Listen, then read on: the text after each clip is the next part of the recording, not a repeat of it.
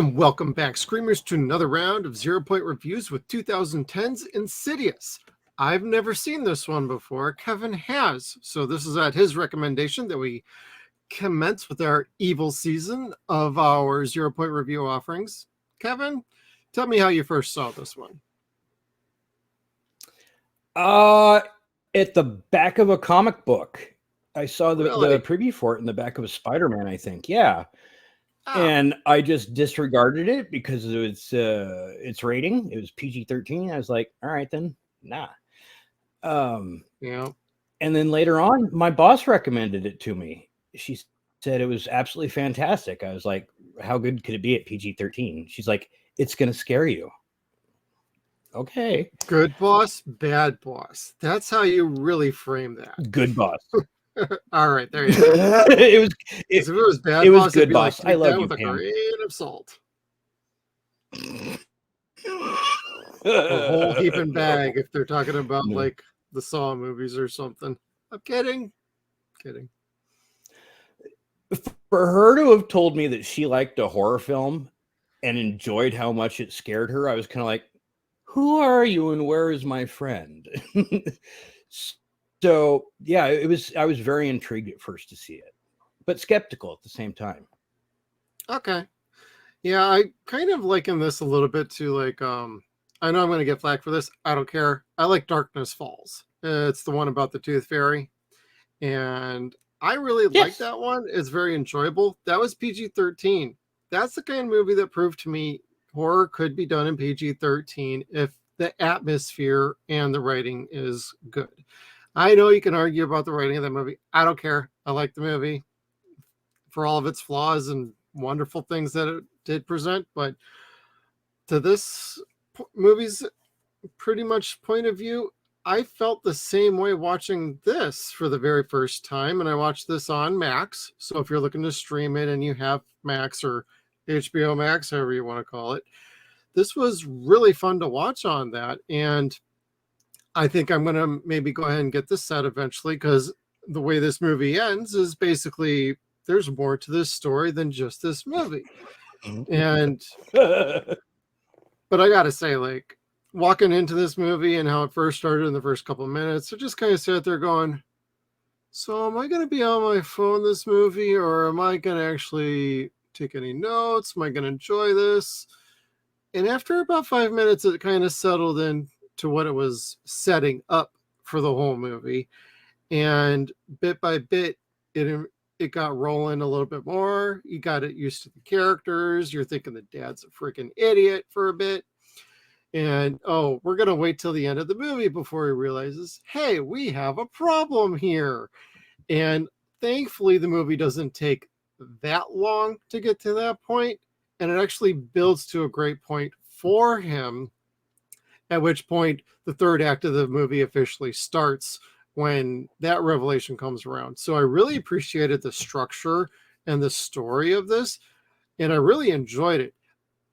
I do have a couple problems with the movie overall, but overall, this was a lot of fun for my first watch. I am probably going to watch it again when I get a complete set, as I guess there's a movie that was just out in theaters. I don't know if there's going to be more coming.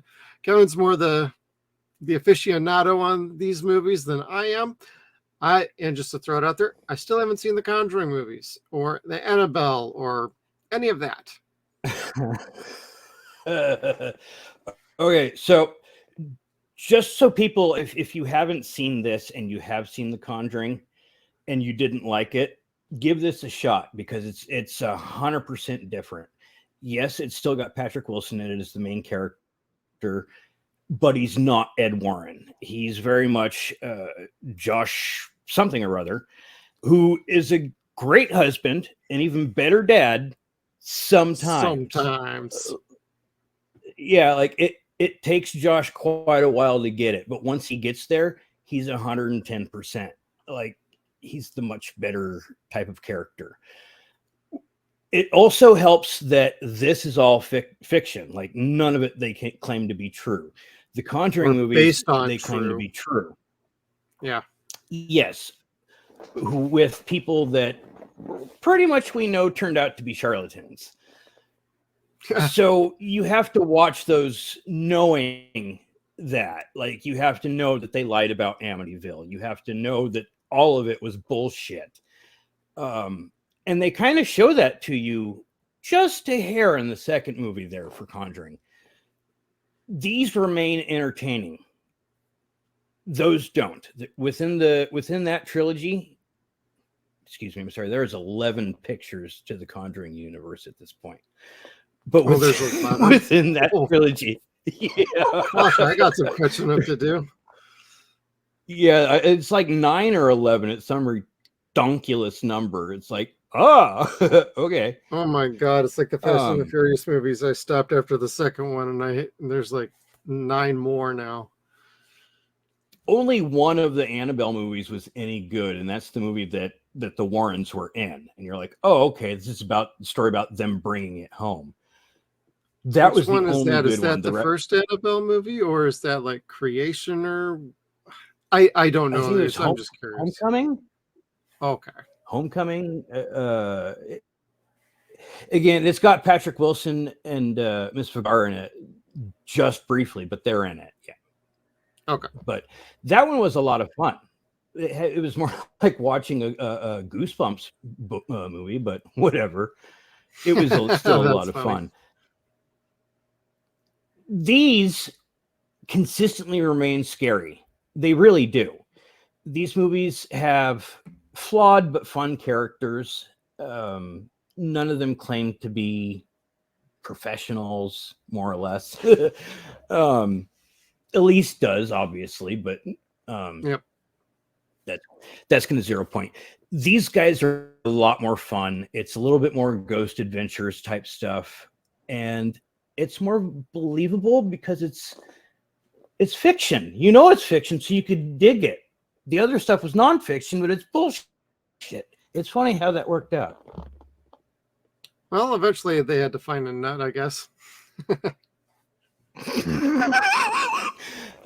No, but see these. It's a different family. It's a different family dynamic, and they swerve you on this. They don't swerve you on the Conjuring movies. Those all run very formula.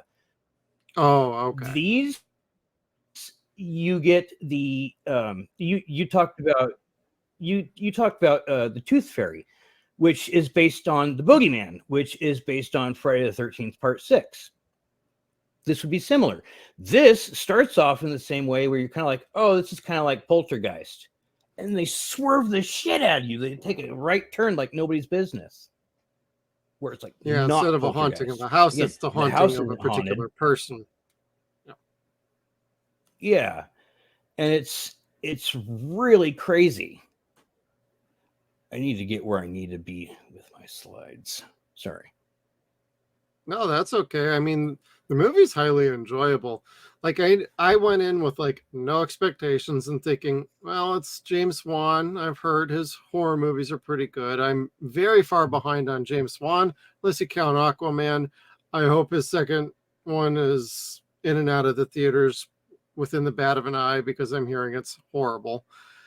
But I mean, if this is what he does best, then I'm intrigued. It captures my interest. It captures my attention. I wrote less notes for this movie than I have for any movie in all of our reviews, because I got caught up into this. And that says something. Like, I didn't even touch my phone once. Didn't even get up from the couch once to do anything else. It was fantastic. I really enjoyed it. Kind of the problems I have are more in like character designs, kind of, with some of the ghosts and the evil fireface guy that they were calling him. But, for the most part, it was good. But like, some of it was just a little too comical, not nearly as gnarly and vicious. And it had a serious lack of gore going on. And did it really need it? Did it really not need it? I would have preferred a little more to it. It's not like you need a lot, but you need something fresh. You don't need like a handprint on a sheet just to convey fear for like 5 times in the movie, because that's what they kept doing. Hand on a sheet, hand on this. Let's play with the records. Let's play with the music. Well, let's not keep hitting the same well too often. The creaking of the floor, the door opening and closing. Stay away from the tropes too much. At least they were careful. They didn't go overboard with it. They did just enough to where I'm like, you do that one more time, you're going to piss me off. And they didn't. So that worked for me. Yep, there you go. Let's see here. Another trope. Yep. They were not without their tropes. Yeah. White noise, another trope. Yep. They did well. And I this is not prolific art. It's not. I like it enough where it could be, but it's not. It has a lot of tropes, but it follows a good formula of what a ghost story could be. I'm not going to say horror. I'll say a ghost story. Yeah. Because it's horror, got some good tense moments to it, and the atmosphere is outstanding. They definitely bring the atmosphere in this. The part where it could have gotten the horror for you would have been this scene here. In the further where it shows the massacre of the family. They could have shown that in the same way here, where it's like a freeze frame, but open head, have it be completely disgusting and gore flying up this way, stuck in midair. It could be beautiful. That's exactly what I'm talking about. You could have saved it just for one moment in this movie. You didn't need it all over the place. You were doing just fine. So when you got to that particular point, it's like, this place is supposed to be fucking batshit crazy. And that's it. It almost makes me want to just that was like, enough, gosh, keep walking down the hall, and upstairs a couple flights. You'll find your kid up there. It's like, yeah, stay away from the fun little haunted museum here at the carnival. Like, your kid's just down there.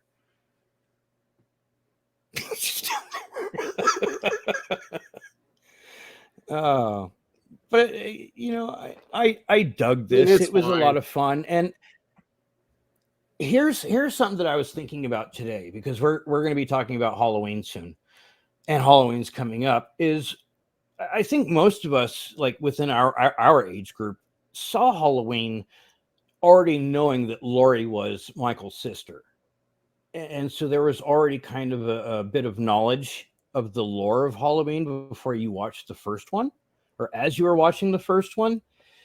And that takes away a little bit of what the initial audience saw. They saw a completely different movie where there was mystique. You got to see that this time. And I think that's really awesome. Like, there is still mystique to it that you don't know about, of what's coming, of what actually happened, what will happen, what happens you've got a whole lot of shit coming that you're not going to expect. Yeah, because the way this ends is like the basically the contained story of this with the son seems to be resolved while setting up something even bigger that was mentioned in the beginning. And I like the little detail work, like where they talk about, well, where's daddy's kid pictures and things like that. And then eventually they get to the point of, there's a reason why there's no fucking pictures of your dad, because your dad had the same fucking thing happen to him. I wasn't quite expecting that. I thought, yeah, well, the dad showed he was having his like out of body experiences. So it's like, yeah, he probably got that from his dad. But to experience the same thing that his dad nearly did, that's when I'm like, I thought we were going that way, but you gave me something a little bit more. So good on you. And you tied back to something you started off the movie with. And if people aren't paying attention, they're going to fucking forget about it. And that's when you grab other people to rewatch the movie again and be like, oh, I never picked up on that. Oh, I never picked up on this. I never picked up on that. And that's how you get a movie to be rewatchable. And just to prove your point a little incorrect, my first watch of the Halloween movie franchise was the first one. He wasn't the sister until the second one. Oh, see, that was not the case for me. Like, my parents spoiled that shit quick. Goddamn parents. But to answer the question before, what they were facing here, the level of severity is Josh faced a ghost, which equals meh. Demons is what Dalton had to face, and that's the fuck my life moment where Elise was really telling them, you need my help, and that's your only choice, or lose your son. Yep. So that was their level of severity. But I got a question for you. I know it's jumping ahead and getting into the ending a bit, but what is happening? So if a ghost is meh, what the hell happened to Josh then? Is he possessed by a ghost then, or what's going on? Or should I just wait till the second movie? Okay. It'll explain it much more. Okay. But what you see is his wife's looking at the picture of what Elise saw before she died. Okay. And that was the Bride in Black, where Josh was standing. So yes, the Bride in Black got to the body before Josh did. And you get the notion that that's happening because at first Josh is inside the house, she's outside the house. And then the next thing you see, Josh is on the outside of the house, she's on the inside of the house, and she's got a big ass smile on her face. Yeah. And then the camera rushes towards the body. You're like, aha. So, but yeah, that is what happened. Okay. It's only what I wasn't picking up on that for some reason, because a lot of things were happening all at the same time. It seemed a little confusing because not only were those two kind of running towards it, but I also thought the red-faced guy was going towards that body as well. And so that's initially what I thought was the red-faced demon got into him. And when it showed it was her, it's like, oh, she played the long fucking game with that guy. She's been following him for years. She had been. She's a parasite, like Elise said. But this guy, wow, what a fucking trip he was. And I didn't notice it until this time. The forked tongue there, I was like, ew, he's nasty. Freddie would wipe the floor with that fucker. Yes, he would. He didn't have to sharpen his claws. He did, but he did it because he wanted to. Right. Not because he needed to. Exactly. Anyway, yeah, the demon was much fiercer, or was fiercer than the ghost. But I think in the long run, by the end of the film, the Bride in Black is scarier than the demon ends up being. Yeah. I don't know why. Maybe it's that fiery face, like you said, but it's that her black and white grim smile creeps me out. Maybe she looks like the Terrifier clown. I don't know. I haven't seen the Terrifier movies either. All right, people in the comments, say it below. I need to up my game on the horror movies, so it's fine. But yeah, you never get a bright picture of her. I was kind of like, oh, God damn it. Really? Yeah. I had to brighten them all. But she's just a neat looking creature. Yeah, that's always a good way to go. I mean, it reminded me of like The Woman in Black that Daniel Radcliffe was in, which is like a remake of an older film. I like that one. Oh, was it? I think so. I bought it. I never watched the whole thing. I don't know why I never went back to it. I bought the second one too. All right. I haven't watched that either. Was it? I haven't watched the second one. No, yeah. I will have to put that on the list. Yep. But anyway, going back to things that the Insidious list, things you didn't notice before. James Wan is really good at this with his horror stuff. Is if you go back and look at and watch the movie slow, you could see he puts ghosts in the background all the time. Really? And it's yeah, you there's there before. Oh yeah, that. 4 you see faces. Yeah, but here is where she walked past it twice. There's the second time, and that's where you see him dancing, like he's actually moving. Yep. And Tiny Tim really sells the hell out of that scene. Yep. Now, here's a question for you. We've I don't remember who said it, but jump scares are for a stupid audience. Like if you can't get the audience to be scared by the story, they can go boo, and give them a good jump scare. How did that work in this film for you? Was it like a dumbed down jump scare, or did scenes like this really work for you? To be honest with you, jump scares don't really work on me. So it's kind of hard for me to judge that. I'm so desensitized to it. I've been watching horror movies since I was basically like 8. So for a jump scare to work, it has to be something completely unassuming and random that you're not expecting. A good one I can remember the last time that ever got me was the movie The Descent. And Really, if you know the movie, you know what I'm talking about. You're in the cave, you're in the dark, pans around several times, then all of a sudden the creature's right fucking there. And it's like you keeps it delaying the inevitable. Then it's like, well, it's not gonna happen. Clearly. Oh, there it fucking is. So and also like House of a Thousand Corpses with Rob Zombie. There's a particular scene where one of the Firefly guys is holding a gun to a sheriff's head, and the camera pans back.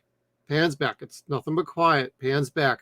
It pans back for like a full 45 seconds before he pulls the gun, and when he does pull the gun, it jolts you. And that's what I call a jump scare. You know it's coming, and then you start to wonder when it's coming. Then you're starting to wonder, is it going to come? And that's when it gets you. So jump scares. Is that when Otis had the Marshall's brother? I don't remember that much. Sorry. That's okay.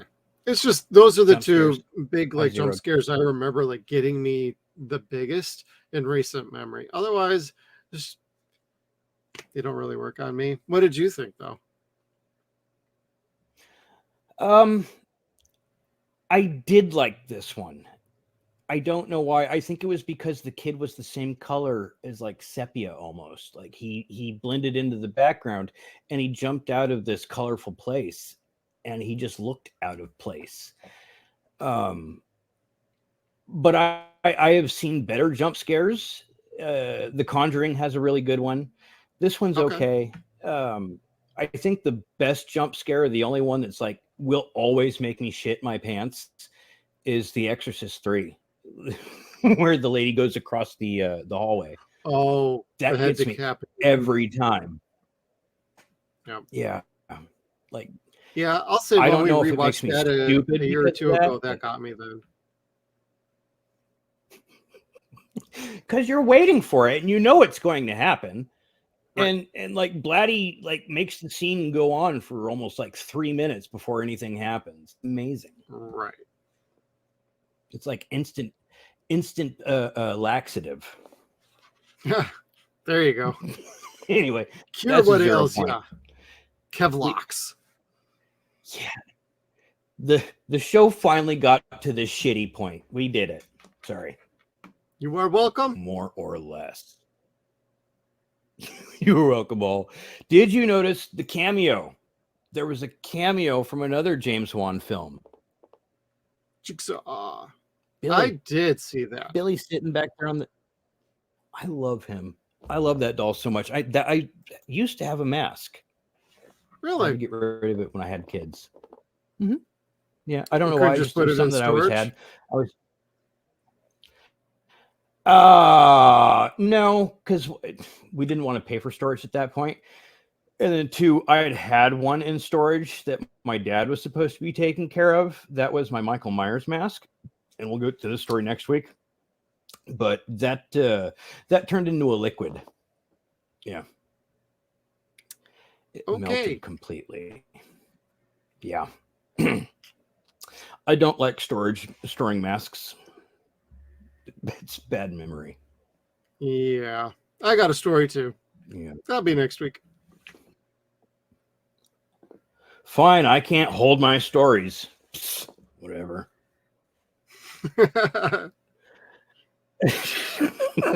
Which is funny, as we all know is true. But anyway, circling back around, Specs and Tucker. How'd you like these guys? Are they any relation to Tucker and Dale? No, I don't think Damn so. it. Because I like these guys. That would be great. I do too. And I was trying to tell you earlier before, when you get to the fourth one, they're in it. And golly, they're just damn cool. They make the show for me. Yeah. They're all right. They're good comedic relief. Well, and they're not stupid either. Like, they clearly do know enough. And Tucker, I really like Tucker in this movie for some reason more than I like Specs. Specs had a great moment too, but like Tucker just going around just being like, yep, this is my equipment. I made it. It works. And you end up finding out, yeah, it really fucking works. And that really just totally it really works. And especially the first time he saw a ghost with it, and he's like, oh, fuck me. And he's just like, call Elise now. That was so dope. That, like, and really, because he is the most gruff person, so you expect no bullshit from him. So when he says that, it's like, oh damn, what scared him? And it is this image of these ghosts, like these two ladies are disgusting looking. Yeah, they're just standing there as he goes to like the one filter. Yep. Yeah, and the one filter is like, this one's okay, this one's okay. Jesus Christ!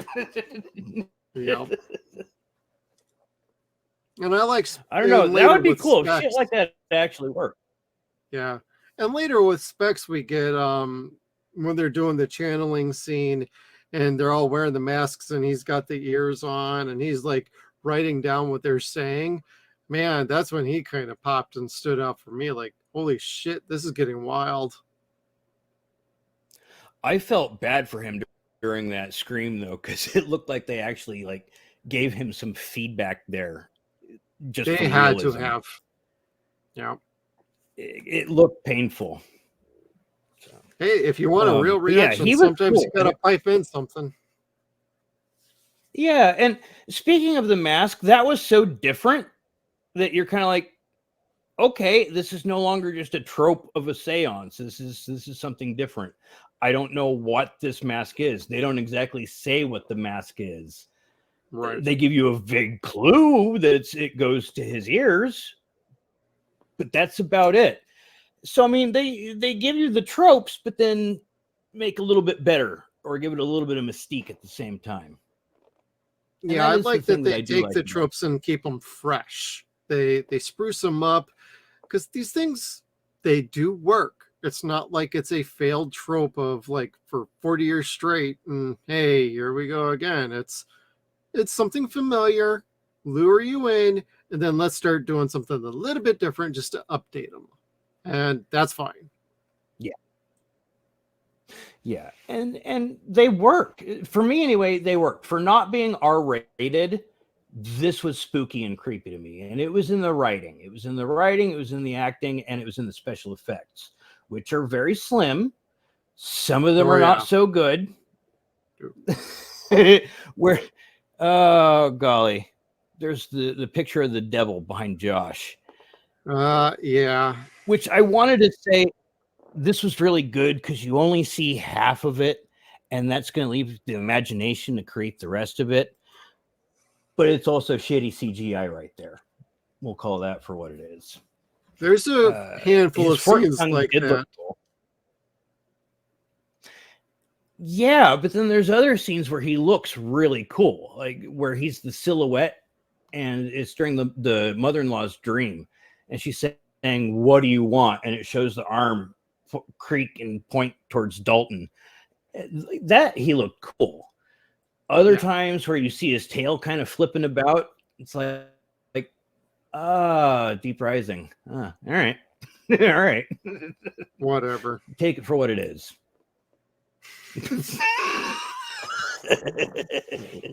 I'm never gonna let that movie live that shit down. It's terrible, terrible. And I'll keep fighting you But on it too. where do you think this stands as far as a new century of horror? Where do you think this stands? Oh, this movie in particular, or the franchise? The movie in particular, because the franchise will be, I don't know, that'll be judged later on. But as far as this being a different type of film, just standing out, is it old-fashioned horror? Is it new-fashioned horror? Where did it strike that for you? Is it like something that worked? I think this does work. It's got a good blend of the old and the new. And I think that's what James Wan, that's what his strengths are. He clearly is a horror fan, regardless of what you think of some of his movies. I know I've heard the blowback on like the It movies. Like the first one's really good, but the second one's kind of eh. I still haven't seen those. That's kind of on purpose. I really am a big fan of the Tim Curry version. But like you talk about the Conjuring universe, then you got the Insidious universe. And the most I have ever heard has been about the Insidious universe being pretty solid. It's just, for me, it's always just been, it's PG-13. You got to work extra hard to be a good horror movie at that level because it's so easy to lose track of what you like in a horror movie in a PG-13 setting. Some things work, some don't. Overall, this I think fits very well into a more modern horror setting while also keeping track of the old horror. There's some things I wish they would have improved upon or done a little bit differently. However, I think this is a pretty good entry into horror, if you're going to call it horror. But it's also a kind of a gateway. Hey, how can we ease our kids into something a little more like what we grew up with without scaring them off entirely? Because it'd be like if my dad showed me freaking like Gates of Hell instead of Phantasm 2. I don't think I would have really gotten into horror movies if he had shown me that one instead of Phantasm 2. I saw Phantasm 2. Love that fucking movie. I've had a fascination with the Hemi-Cuda ever since. Love that whole franchise, except maybe the fifth one. But to the same point of this, like, you got to start somewhere, and horror just does not die. There is a crowd and an audience for horror, even on like the PG-13 setting. You could call this a ghost story. Crimson Peak was a ghost story by Guillermo del Toro. That still had horror elements to it. Sometimes enough horror elements and a good atmosphere will overcome a lot of what people think horror movies should be. And I think this is a pretty good in-between. I'll wait and see how the rest of them turn out before I give a full assessment on how this fits in like a franchise rankings amongst modern horror. But then I also need to get my butt off and start watching some of the Conjuring movies and some of the other things that are out there, like the VHS series on Shudder. I've only seen the first one. It's really good. And well, I got to get caught up if I'm going to make a judgment on modern horror, because modern horror is kind of hard for me to get into because I got burned by Halloween, and just saying. Well, there was Halloween. Halloween Kills was kind of fun, although most people hated that one. I don't know why. And then the last one was apparently so bad that I don't need to see it. I was like, well, okay, sure, that saves me $20. Yep. Then they got The right. Exorcist. Like, oh, God. I know everyone shits on me for saying it. I like Exorcist 4. And for everyone that shits on me for saying Exorcist 4 was pretty good, go see Part 5 and then go fuck yourself. Some things just didn't need to be.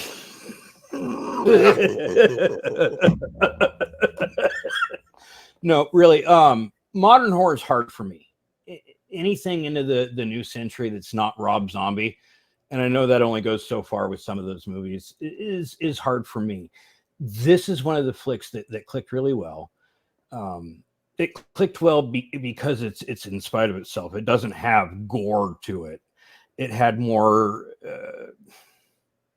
story. I mean, yes, obviously it's got a story, but it left with enough mystique where you want to find out what happens in the next one.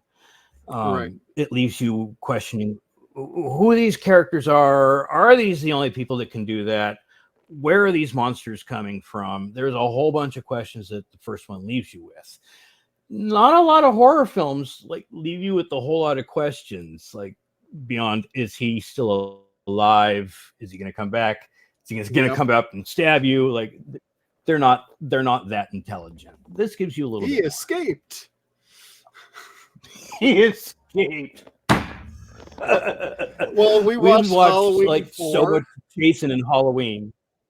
Yeah, we watched Halloween 4. We're going to be on another podcast, and how that ends is so freaking good that when you get around to part 5 and they show how he escapes and he's living with a hobo for another year, it's like, oh, what the fuck, yo. God, don't do that to me. Yeah, that was I like part best 5, come up with. but man, that's got some problems. Part 5 was cool because they sprinkled like a little bit of like mythology in there at the end. They're like, hey, you know what? Let's make some shit up. and it worked Some out of it okay. I like, some of it goes like fucking nowhere, even in the 6th one. Yes, yeah, exactly. And you kind of have to like make threads connect from movie to movie after part 5 or after part 4. But yeah, part 4 ends with like him getting buried in this hole, and everyone just kind of like, all right, fuck him, let's go. Bitch gone. Wait. He dead. Let's celebrate. It's Miller time. Shouldn't we find the body and like confirm there's no heart rate or anything? Like, come on. No, they didn't do any of that shit. And yeah, he's been living with this hobo for a year. His mask changes completely. Fuck. And has he moved at all? Like, I don't know. It had its problems. But again, it's not as bad as Halloween Ends, Halloween Resurrection, Halloween. I didn't like the first one, or the 2018.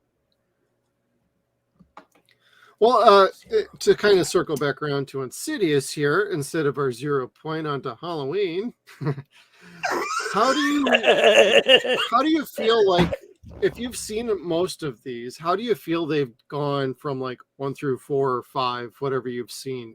Do you feel like it's been pretty consistent and not like one is like, well, when you get to part 3, it kind of fucking sucks, but part 4 makes up for it? Or is it more consistent? How do you feel about that?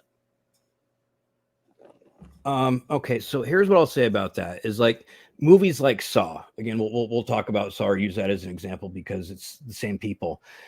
Right. Like you'll get so many movies and then they're fantastic, and then part 4. Okay, that was all right. And then part 5. Well, that was the same ending as part 4. Part 6, we're really sorry about part 5. 7 was crap, 8 was crap, 9 was crap, 10's supposed to be good. You do not get that with this movie or with the series. Each one gets better. The next one answers questions from the first one. The third one answers questions from the first 2, and the fourth one is a very interesting prequel. So they keep getting more and more interesting, and there's cliffhangers at the end of each one.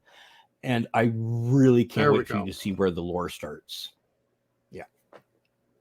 So it's fun. Thank you. Looking forward to it. So thank you for getting me out to this. Yeah, I really hope you like this one. I hope the bookend to it when we get to the red door at some point. I hope that explains everything for both of us, because again, I haven't seen it yet. I know it's supposed to be a bookend. Part 3 ended everything pretty well, but I'm very curious to see this as a bookend. I don't know. We'll see that later next year, I'm sure. Yeah. Cool. And hopefully we can get the rest of the movies onto our docket sometime soon. We're a little booked up through the end of the year, but after that, maybe we'll circle on back and we'll do the rest of these. I think so. I think you'll like them. I think you'll like to see what happens.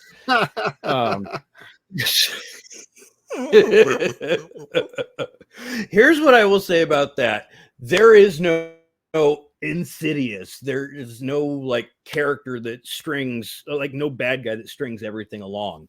It's just like a series of horrible shit. So it's just an insidious realm. It's more about the further, and it keeps getting scarier and scarier. And I think the last thing I'll say is part 5 is going to bookend and say what the red door is, because there's only presumptions starting from part 1 that it's a realm into hell or a realm into where your fears are. So I want to see what that ends as. All right. Looking forward to it. Good. I don't know. End us, Jeff. I'm stuttering. All right. Well, thank you everybody for tuning in. We want to thank everybody for liking and subscribing. Make sure you hit that little bell notification and throw a comment below. What do you think about this movie? What do you think about the sequels? Should we continue with the sequels? We want to hear it. We're soaring towards 250 subscribers, and we want to thank everybody for joining us. And be sure you tune in, because next week is going to be Halloween 78, and I cannot wait. It's one of my personal favorites, and I think Kevin likes it too. We'll see you next time. Make sure you check us out on all of our social media platforms. We got Facebook, Twitter. We are at Suns and Shadows. We're also on Instagram at Suns and Shadows Cast. We are at SunsAndShadows.com. Thank you again, everybody, and we'll see you down the road.